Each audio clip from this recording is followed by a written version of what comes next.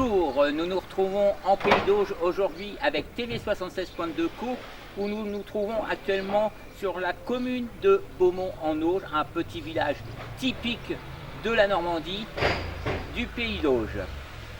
Nous allons minute Dominique Stora, qui est le seul Européen à continuer à fabriquer des kaléidoscopes. Eh bien, nous voici arrivés devant le petit magasin après la pluie, qui est le magasin de Dominique Stora. Je vais aller maintenant à sa rencontrer Dominique qui va nous raconter comment il fait pour fabriquer ces kaléidoscopes et bien d'autres choses. Vous allez découvrir ça avec moi maintenant. Bonjour Dominique Stora, donc vous êtes le seul fabricant de kaléidoscopes, c'est pour ça que nous venons vous rendre visite pour nous expliquer qu'est-ce qu'un kaléidoscope. Très bien. Alors bonjour d'abord. Oui, je suis le dernier fabricant de kaléidoscopes, sans doute parce qu'il faut beaucoup de patience et beaucoup de précision et beaucoup de temps pour faire des kaléidoscopes, c'est peut-être plus dans l'air du temps.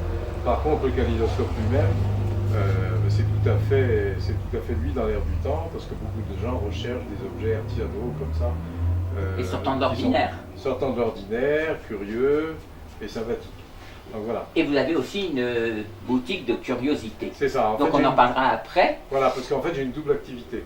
Mon activité principale, c'est la fabrication des jeux optiques, donc principalement des kaléidoscopes. Des kaléidoscopes. Voilà. Mais vous ne fabriquez pas que des kaléidoscopes. Non, je fais aussi, parce qu'il a fallu que j'élargisse ma gamme, évidemment, ça fait 44 ans que je fais ça. Et donc je fais aussi des reproductions de jeux optiques anciens, de jeux optiques 19e, ce qu'on appelle le pré-cinéma, c'est-à-dire tout ce qui a précédé l'invention du cinéma. Donc à partir des frères Lumière. Alors avant, oui. Même avant. Non, les frères Lumière ont inventé le cinéma, donc tout ce qui est pré-cinéma, c'est ce qui précède. C'est-à-dire que ça commence avec les tomatropes, qui sont en fait une application de la persistance rétinienne, avant même qu'on ait découvert le phénomène de la persistance rétinienne, qui a été découvert par Plateau, un savant belge, et qui, pour illustrer sa découverte, a fait fabriquer un appareil qui s'appelle un phénakistiscope, dont je fabrique une reproduction aussi. Que vous avez montré tout à l'heure. Voilà, tout à fait. Alors, là vous avez différents kaléidoscopes, il y en a des petits, des moyens et des plus grands, mais il vous arrive aussi de fabriquer sur commande. Absolument, absolument. En fait, comme ça a été depuis 44 ans mon activité principale, quand j'ai ouvert la boutique ici avec ma première femme, les 35 heures n'existaient pas et la saison c'était assez court. Donc il fallait que je me trouve une activité qui soit autre, parce qu'au départ je vendais des livres et des objets anciens. Des livres parce que j'aime bien la littérature, et des objets anciens parce que ma femme et moi, très férus d'objets, plus d'objets que de meubles, enfin d'objets de curiosité. Voilà. Donc c'est ce qu'on a fait dès le départ, mais il fallait que je trouve une activité secondaire, une activité pérenne qui dure toute l'année et qui ne soit pas simplement saisonnière. Et ce qui s'est passé, c'est que tout bêtement, j'ai cherché des kaléidoscopes pour la boutique, parce que c'était un souvenir d'enfance et que j'aimais bien ça et que ça me semblait une bonne idée de cadeau. Et j'en ai eu un moi aussi quand j'étais enfant, qui m'a été offert par mes grands-parents. Et c'est vrai que c'est sympathique, c'est déstressant aussi. Voilà. Et c'est toujours un bon souvenir d'enfance. En fait, tous les gens qui m'achètent des kaléidoscopes, tous les particuliers qui m'achètent des kaléidoscopes, ont très souvent connu ça enfant et on a toujours gardé un bon souvenir. Donc voilà, donc c'est un objet qui est simple mais sympathique. Sympathique, oui. Alors, comment c'est fabriqué exactement un kaléidoscope? Alors en fait, un kaléidoscope, c'est la combinaison de deux principes qui sont antagonistes d'une certaine façon. C'est-à-dire que vous avez un principe froid et un principe chaud. Le principe froid, c'est que tout au long du tube, tout à l'intérieur du tube, vous avez des miroirs qui sont à des angles très précis, il ne faut pas que ça bouge et il faut que ça soit fixe. Donc ça, c'est relativement froid. Et puis à l'extrémité du tube, vous avez une petite cage en verre dans lequel vous avez tout un petit assortiment de petits éléments qui sont à la fois transparents et colorés et qui eux bougent de façon aléatoire et dans les trois dimensions en plus. Et c'est ce qui crée en fin de compte l'image. C'est ce qui crée l'image et en fait le charme de l'objet, c'est la combinaison des deux. C'est-à-dire que s'il n'y avait que le petit fouillis des petits objets transparents colorés qui bougent tout seuls, ça serait vite lassant. si avec le côté très froid des miroirs et que ça serait aussi assez vite à ça, c'est la combinaison de ces deux principes qui fait le charme de la chose, parce qu'en fait, à partir d'une construction qui est simple, puisqu'il s'agit de miroirs, de lentilles optiques et d'objets colorés, on arrive à une multitude de combinaisons possibles qui est inversement proportionnelle à la simplicité du procédé. Donc vous mettez des paillettes de couleurs, des morceaux de verre. Voilà, c'est ça. Tout ce qui peut être coloré, qui est transparent ou translucide, peut être utilisé. Alors évidemment, l'art, entre guillemets, hein, parce que je me prends pas pour un artiste, je suis un artisan, mais l'art, c'est d'arriver à faire des combinaisons de couleurs, des combinaisons de formes, enfin faire en sorte que l'image bouge bien et que ça soit chaque fois différent. Donc chaque kaléidoscope est un instrument unique. Voilà, alors par construction déjà, il est unique puisqu'il n'y a jamais exactement la même chose à l'intérieur, mais comme par ailleurs, tout au long de mon existence professionnelle, j'ai vendu ça à des personnes qui revendaient les kaléidoscopes, à des boutiques, à des musées, à des galeries, etc. Quand les gens venaient dans un salon professionnel et qui commandaient tel type de kaléidoscope, ils s'attendaient à recevoir le même genre de kaléidoscope. Donc j'ai fait en sorte d'avoir des familles de kaléidoscopes différentes, avec chaque fois un type d'image différente. Donc je faisais des petites recettes de cuisine qui faisaient que quand on commandait ce type de kaléidoscope-là, c'est ça qu'on recevait, même si chaque fois les couleurs étaient différentes et le type d'image restait le même. Alors, il y a différentes grosseurs pour avoir une image plus grande. Oui, en fait, c'est à la fois pour que l'image soit plus grande, mais c'est surtout pour que, en fait, plus le kaléidoscope est important, plus on a la possibilité de mettre d'éléments colorés, de mettre à l'intérieur d'éléments qui constituent le dessin, vous voyez. Donc l'image est plus riche, voilà. Et la variété d'images est plus grande.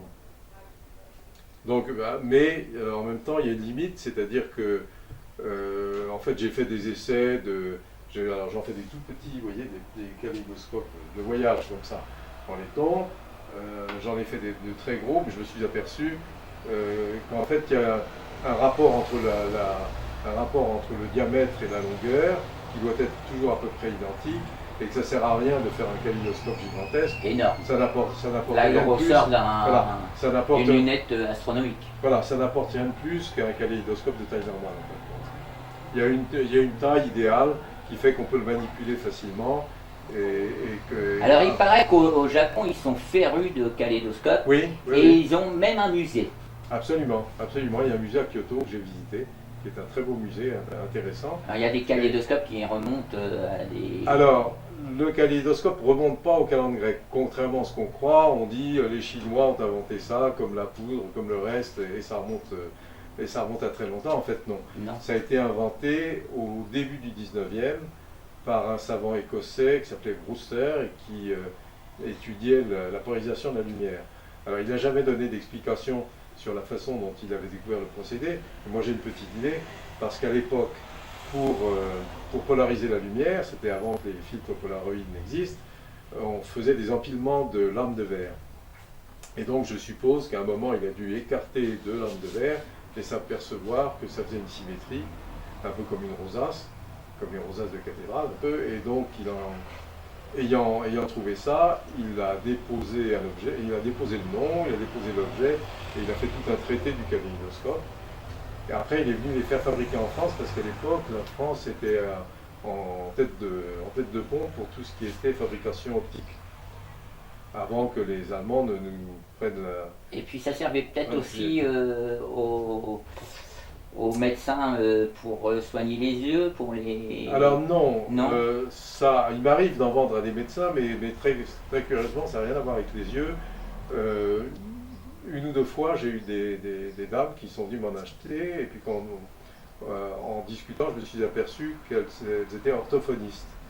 Et en fait, elles m'ont expliqué que pour soigner les gens qui ont des problèmes d'orthophonie, surtout les enfants, oui. Il est important de savoir quel est l'œil directeur, quelle est la partie du cerveau.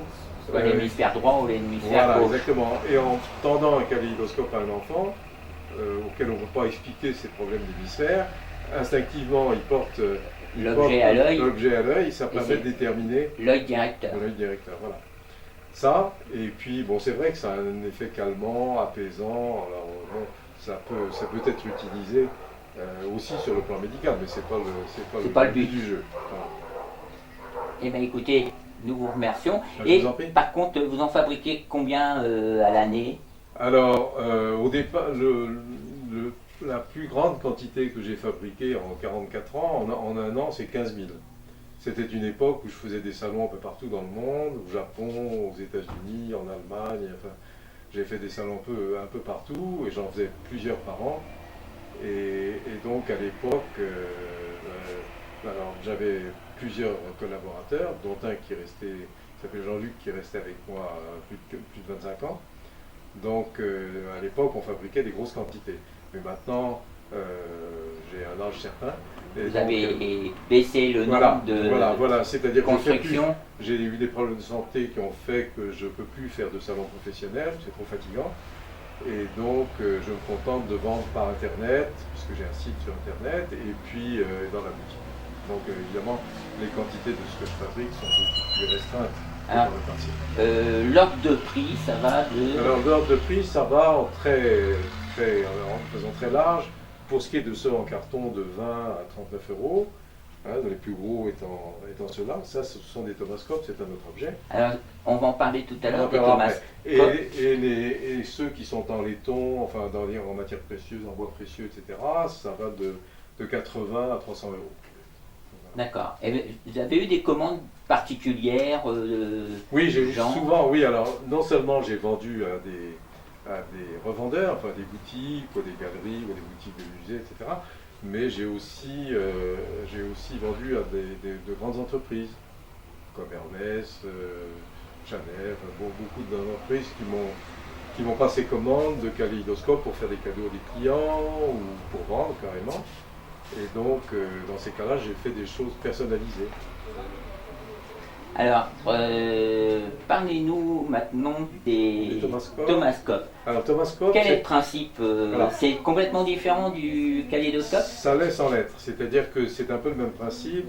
Ce sont des jeux de miroirs, mais la différence, c'est que au lieu qu'il y ait des petits éléments, que l'image soit faite par des petits éléments qui bougent en permanence, Translucide ou des paillettes. Là, c'est une formule optique différente. Il y a une combinaison de miroirs et de lentilles qui, en fait, qui métamorphose ce qu'on regarde. C'est-à-dire que si je vous regarde avec un Thomascope, je vois un dessin. En fait, je vois un dessin qui est formé par vos traits, mais ça reste quelque chose qui est non figuratif au départ. Alors, en fait, Brewster, l'inventeur du kaléidoscope, avait envisagé la possibilité de ce type d'objet, et ça a été fabriqué au 19e. La seule chose, c'est que ceux qui ont été faits précédemment ont, pour moi, un inconvénient, c'est qu'on distingue trop facilement la composante. Si je vous regarde, je vois que c'est vous, voyez. Alors que moi, j'ai considéré que c'était bien qu'on puisse déterminer que c'était vous qui étiez à la base du dessin, mais il ne fallait pas que ça soit ce qui vous arrive immédiatement. Donc j'ai modifié la formule optique de façon à ce que quand on regarde quelque chose de figuratif, ce que vous voyez, c'est quelque chose de non figuratif, c'est un dessin. Ensuite, si vous voulez déterminer ce qui compose le dessin, vous pouvez y arriver. Vous pouvez y arriver surtout si vous vous rapprochez suffisamment pour que là, ce soit évident. Mais c'est pas... Mais en fait, ça reste comment dire, ça reste non figuratif, donc ça reste un dessin, ça reste quelque chose de... Et on peut rester un peu dans l'imaginaire. Voilà, c'est exactement ça. Et alors ça a un inconvénient et des avantages par rapport au kaléidoscope. L'inconvénient, c'est pour les gens qui cherchent à se remémorer un souvenir d'enfance et qui le tournent. Il n'y a pas de petit bruit, il n'y a pas des changements assez brutaux, voilà, des changements assez brutaux de couleur ou de forme. Mais par contre, ça a deux avantages. Le premier, c'est qu'on est beaucoup plus actif, puisqu'on choisit ce qu'on regarde. Si vous regardez le plafond, vous voyez le plafond, voyez. Alors ça d'abord, et ensuite, c'est varié à l'infini, puisqu'en fait, c'est le monde qui fait l'image. Qui fait l'image. Voilà. Donc on peut regarder n'importe quel paysage, ça sera toujours différent. Voilà, exactement, ce qui fait que j'en vends beaucoup aux graphistes, aux peintres, aux photographes, enfin à tous les gens qui ont affaire avec l'image, parce que ça, indépendamment du fait que ça peut être une source de délassement et de distraction, ça peut aussi être une source d'inspiration. Alors ça, c'est venu vers quelle époque, plus tard que le kaléidoscope? Vous voulez dire Au dans ma niveau- fabrication à moi Oui, ou dans les... dans la fabrication. Non, j'en ai fabriqué assez rapidement. Assez rapidement. 2 ou 3 ans après avoir commencé à fabriquer. Vous avez aussi plus de demandes de ce côté-là que des kaléidoscopes? C'est difficile à dire. Non, je vends. D'abord, c'est un objet qui est plus cher du fait de sa composition, des lentilles. Il y a plus de lentilles, de voilà. matériel. Donc c'est plus cher que le kaléidoscope. Je dirais que le kaléidoscope est plus facile à offrir. Donc j'ai vendu vraisemblablement nettement Beaucoup plus de plus kaléidoscopes que de kaléidoscope. tomascope. Néanmoins, j'ai vendu quand même aussi beaucoup de Alors tomascopes. le prix d'un tomascope? Alors ça va de 69 à 140 euros. 69, ce sont ceux qui sont en carton et papier reliure. Et après, on peut vous commander. Et après, j'en fais en laiton. En laiton. Matière, voilà. Eh bien écoutez Dominique, je vous remercie. Vous avez C'était un aussi plaisir. une boutique, excusez-moi, Oui. de curiosité avec pas mal de choses intéressantes, Oui, dont des petites machines à vapeur. absolument. Voilà. En fait, j'ai une double activité. Ce Donc qu'on c'est disait au votre double départ. activité Voilà, qui fait que vous récupériez des objets Voilà, de curiosité. C'est-à-dire que je suis parti là aussi, déjà dès le départ quand on a fait cette boutique, l'idée c'était de vendre des livres et des objets anciens. Donc on est resté sur cette idée, mais bon après mon activité principale a été de fabriquer, de vendre des kaléidoscopes et c'est ma femme qui s'est occupée de la boutique. Mais je suis toujours resté sur l'idée que c'était bien de créer une atmosphère autour du kaléidoscope. Que je ne pouvais pas faire une boutique qui n'était que de kaléidoscopes, ça aurait été peut-être un tout petit peu fastidieux. Donc par goût également, j'ai collectionné, acheté et donc vendu également des objets de curiosité. Et là, c'est un peu comme le tomascope, c'est varié à l'infini. C'est-à-dire que ça va de la photographie ancienne à la machine à vapeur, en passant par des quantités d'objets variés. Pouvez-vous nous montrer la machine que vous fabriquez aussi qui décompose le mouvement? Absolument. Comment ça fonctionne? Alors en fait, pour compléter la gamme de jeux optiques que je fabriquais, en partant du kaléidoscope au départ, j'ai fabriqué des tomatropes. Alors un tomatrope, ce sont des petits disques comme ça. Alors ça, c'est un objet qui est fin 18e, tout début 19e. Vous avez certainement vu ça et vos spectateurs. Ah, voilà. Alors ce ne sont pas des élastiques, là ce sont des ficelles, et on fait juste tourner le disque, et il y a un effet de superposition. En fait, la personne, c'est un Anglais qui a inventé ça, un médecin qui s'appelait Paris.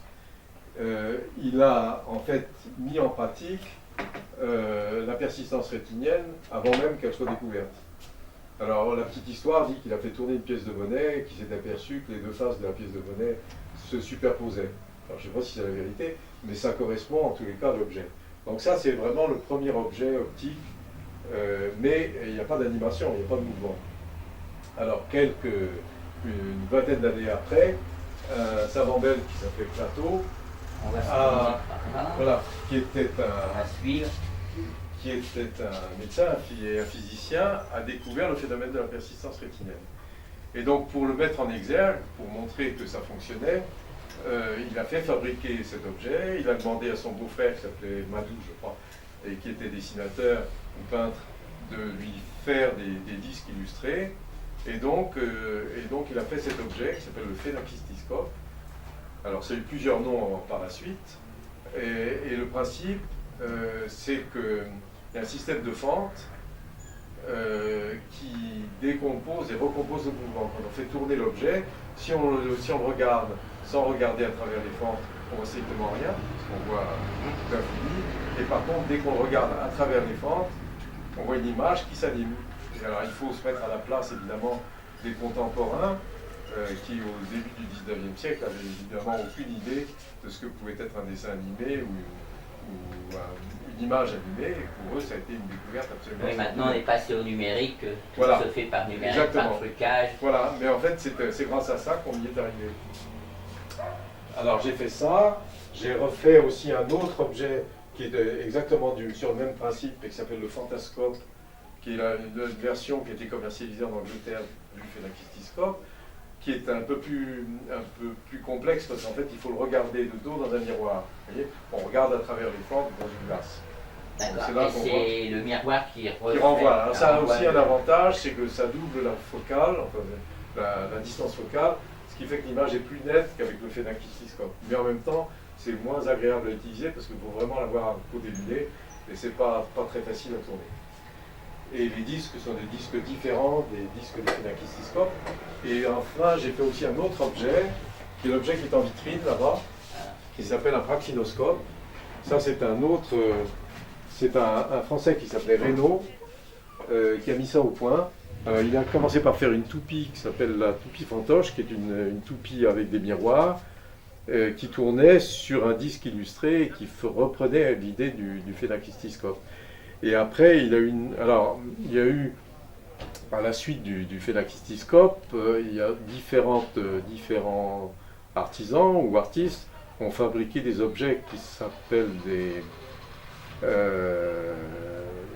zooscopes, ou des zootropes, non pas des zootropes, si des zootropes, c'est-à-dire que c'est le même principe de fente, simplement c'est dans un... les fentes sont ménagées sur le côté de la cuve. Vous voyez, en général c'était des objets assez grands, en carton, avec des trous, avec des fentes. On mettait à l'intérieur, sur le côté intérieur du réceptacle, une bande avec des images illustrées. Et quand on tournait l'objet, en regardant à travers les fentes, on voyait aussi une image animée. Ça découle directement du Phénakistiscope, donc c'était pas très créatif. Mais par contre, lui a une idée beaucoup plus brillante, parce que le principe des fentes, que ce soit sur le Phénakistiscope ou sur le zootrope, c'est que, évidemment, ça mange beaucoup de la lumière. Donc l'image est pas très lumineuse, et d'autre part, pas très nette, du fait de la succession des fentes. Alors que là, il a remplacé le système de fente par un système de miroir. Ce qui fait que d'abord c'est beaucoup plus lumineux et l'image est beaucoup plus nette. Et là on voit la décomposition du mouvement. Voilà, tout à fait. Alors il commercialise ça avec 10 bandes que j'ai reproduites en offset.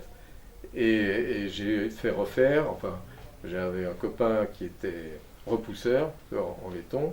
Et donc on l'a fait comme ça avec cuve de laiton, et c'est la copie exacte du petit modèle du praxinoscope de Reynaud, qui est le plus rare, parce qu'il a été fabriqué. Alors quel est le prix d'un objet Alors celui-là est à, je crois, 270 €, quelque chose comme ça.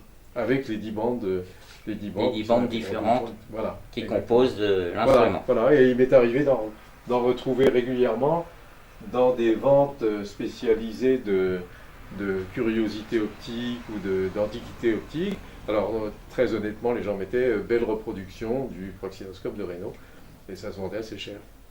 Eh bien écoutez, Dominique, je vous remercie pour nous avoir expliqué tout ça. Oui. Votre boutique est ouverte tous les jours pendant la période de vacances d'été, voilà, je suis ouvert tout l'été. La seule chose, c'est que je suis amené à les fabriquer de temps en temps dans mon atelier. Bien sûr. Même plus que de temps en temps. Et donc dans ces cas-là, si ma femme ne peut pas me remplacer, et c'est souvent le cas, je suis obligé de fermer la boutique. Donc ce que je demande à mes clients, c'est de me laisser un message sur mon répondeur téléphonique, et comme ça, moi je rappelle les gens et on vient un rendez-vous. Voilà, de façon et en plus avec le Covid-19, voilà, en plus voilà. C'est une sécurité supplémentaire. Exactement. Et bien écoutez, Dominique, je vous remercie. C'est moi qui vous remercie de votre gentil interview et de votre passage. Bonne continuation sur la fabrication. Merci infiniment. Merci. Et je salue bien tous vos spectateurs. Merci. Au revoir. Au revoir. À Turin, surtout. À Padoue. Ah non, je connais celui de Turin. Il y a un musée du cinéma à Turin qui est très célèbre.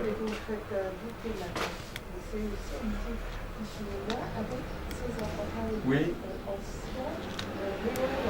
Oui, tout à fait. Oui, absolument. Oui. Alors celui de Turin est très connu. Alors, c'est possible qu'il y en ait un, pas nous, évidemment. Oui, non, mais je connais même sa conservatrice parce qu'on avait été en rapport, elle voulait m'acheter justement des vaccinoscopes. C'est un musée avec des... En fait, c'est l'histoire du cinéma. Bon, celui de Turin est très, très réputé. Puis il y en a en plafond ou les rideaux. Et quand vous regardez, ça fait des choses qui peuvent être intéressantes. Vous voyez? Et ce que j'expliquais, Alors là, c'est un tomascope que vous avez. Voilà. Bouge pas. Voilà, c'est exactement ça. Voilà, c'est pour ça que j'en vois beaucoup d'artistes. Ah oui, il est bon. Oui. C'est la lumière qui fait tourner. Ah voilà, c'est ça. C'est la lumière. C'est un objet récent, ça. C'est un objet récent. Et en fait, ce qui est sympathique, alors, moi je l'ai acheté parce que il me semble très onirique. Oui. Voilà, en fait, c'est la planète C'est bleue bon Bah oui. avec ses nuages. Vous voyez, j'en ai Voilà, un. ça c'était l'image d'un tomascope. Alors là, nous nous trouvons dans la rue principale de Beaumont-en-Auge. C'est un village typique, adorable. Les gens sont formidables. Vous pouvez vous rendre dans n'importe quelle boutique, vous serez super bien accueillis. Donc si vous passez par là, arrêtez-vous à Beaumont-en-Auge. À bientôt et au revoir pour une autre émission de Métier d'art, Métier déception. Au revoir et à la prochaine.